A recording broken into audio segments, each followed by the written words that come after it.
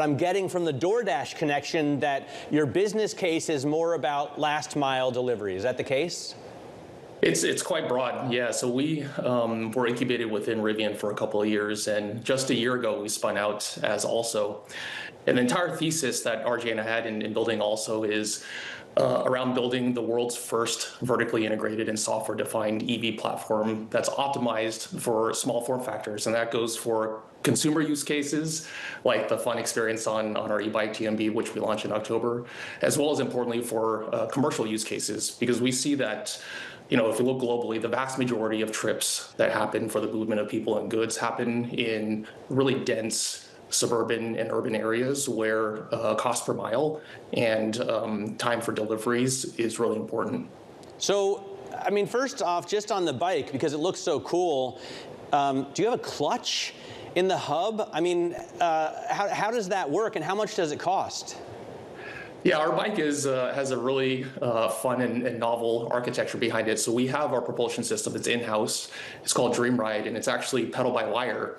And so when you're pedaling into it, you're pedaling into a generator that gives a really incredible force feedback that simulates the feeling of a bike, but importantly through software allows for really an infinite set of different experiences. And so that architecture is really what underpins our vertically integrated small EV platform that is now going into these other form factors. So what's the ballpark price for the end consumer?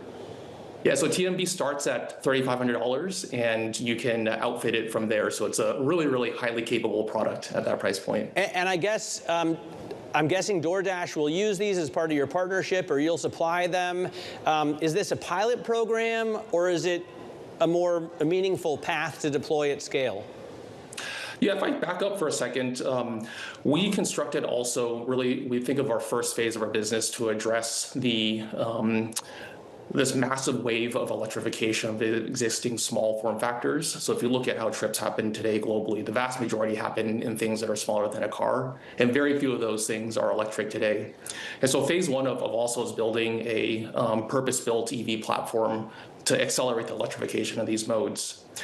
Now, as the world becomes increasingly autonomous, we believe the factors that drive towards small form factors, meaning congestion and cost per mile, still exist. And so one of the key things about our partnership with DoorDash that we're really, really excited about is to deploy autonomous delivery at scale utilizing these much, much more optimized, smaller form factors for delivery. I see. So it's beyond the DoorDash ideas, beyond electric bikes that a human pedals, and more about autonomous delivery, using bike lanes in urban settings?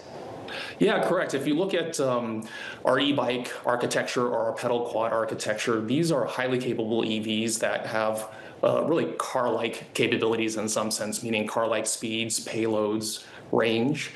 And if you look at how deliveries happening in relatively dense suburban urban areas, increasingly congestion and the total cost of operation of these vehicles is quite critical and quite important. And so we believe in working with DoorDash that the optimal answer often are vehicles that can traverse the intersection of roadways and road adjacent spaces like bike lanes, shoulders, and curbsides.